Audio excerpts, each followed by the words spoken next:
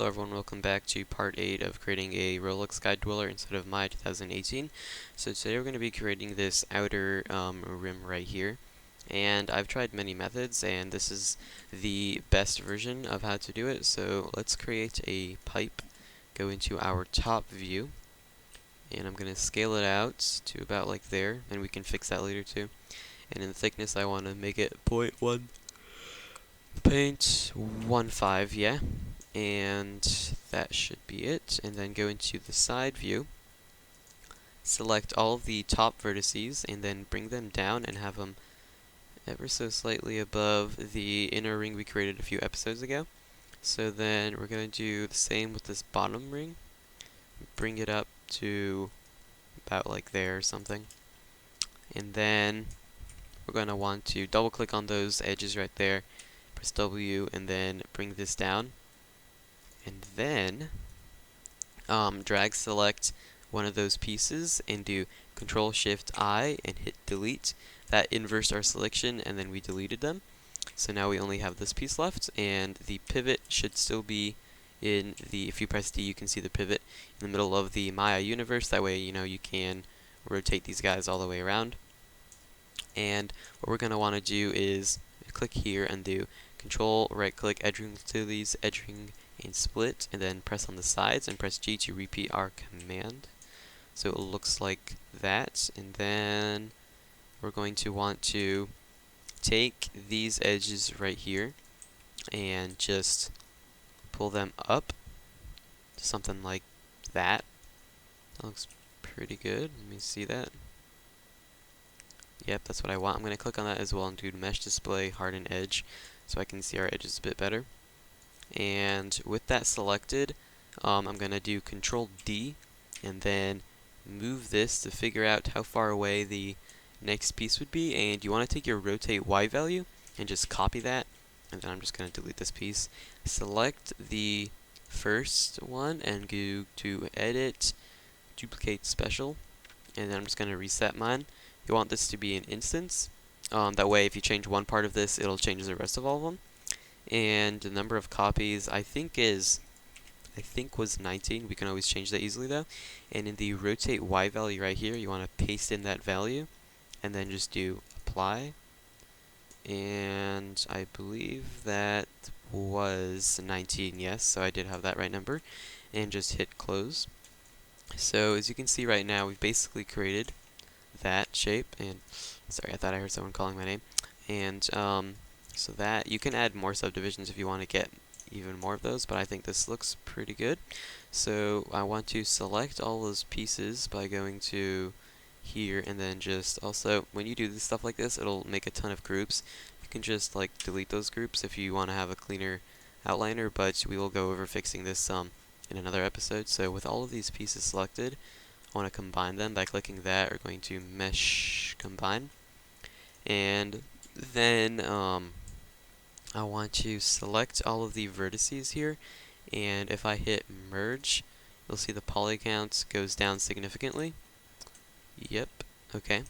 So now we need to merge these two guys right here, so I'm going to select those, hit G, hit G, hit G, and hit G to just repeat those commands. So now we have this ring all the way around, and we can go back into our top view and press 3, I guess, to smooth this and move it into where it should be. So that looks pretty good. Just check it on this view.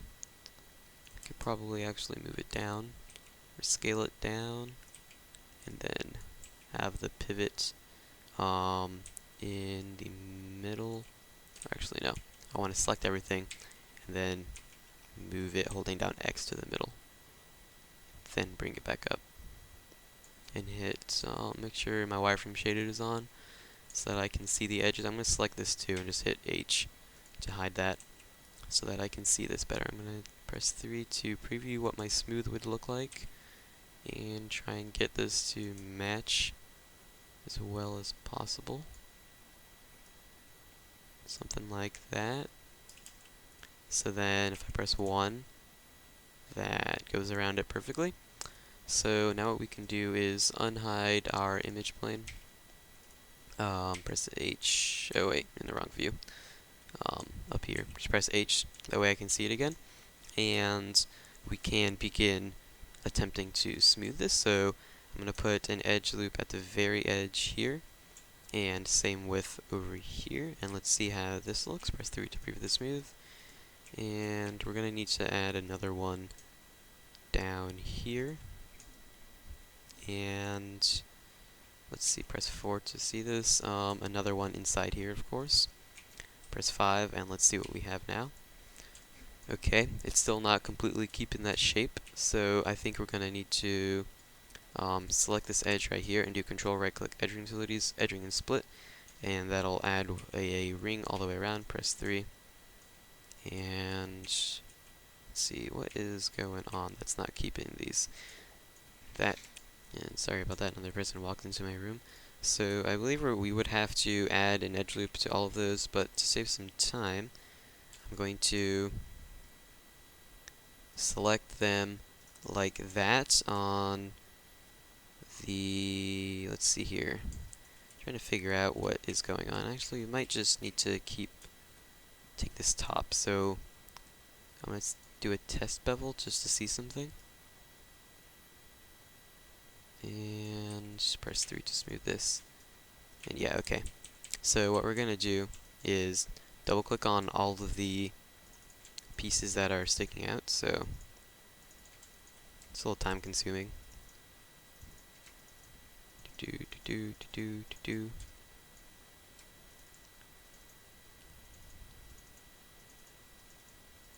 Oops, don't want that one selected. So I'm almost all the way around. My poor mouse has been clicked so many times. Okay, that should be it. Let's see. For some reason, when I select, go like shift double click on there, it was doing something weird, so I'm just gonna do that. Keep on going. Almost all the way around. This watch is going to look pretty cool when we're done, especially after it's textured in KeyShot. So now, after that horrible selection of all of those, I'm going to bevel them and change the fraction down to 0.05 in the fraction, and then preview a smooth of this. So that's what that looks like. Although does seem to be folding in there and at this top too. So you know what, I'm gonna Control Z so we have all those edges selected again. Bevel it once more, but this time I want the fraction to be 0.02. Okay. Preview a smooth of that, and that looks way better. But now I want to keep this kind of, let's see here. So let's add one here. That should help keep the, yep, okay. And then the same for back here.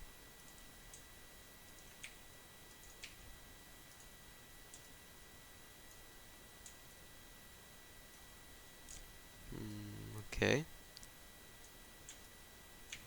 Let's take a look at that again. I kind of want to keep it without it going in so much, so one thing we could do is try this. Yeah, okay. So by just selecting every single edge here and just pressing G, we can add an edge loop basically to all of these sides to help support the geometry of keeping it clean, and this will create a lot of history. And if your computer starts to slow down eventually, just click on the entire thing in object mode and do Alt-Shift-D, and it will delete your history and make your computer run faster. So, almost done with this. You can see even my computer is starting to get a little woozy. So I will, sorry about that. Okay, so I'm just going to continue adding these edge loops.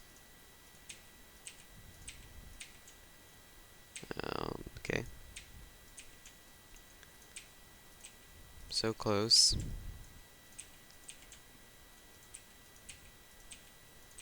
Pretty time consuming. But I did many different methods of this, and this was the one that came out the best, so yeah, almost done. There we go. So now if I try to smooth this, it keeps the geometry way better, and it's of course smooth. So that's the look I wanted, so I'm going to click on this and do Alt-Shift-D to delete all that history, and now Maya is back to running nicely. So that looks pretty good. I'm going to select everything and just hit 1 though to unsmooth everything, and that'll probably be it for this episode. So thank you for watching. Please subscribe.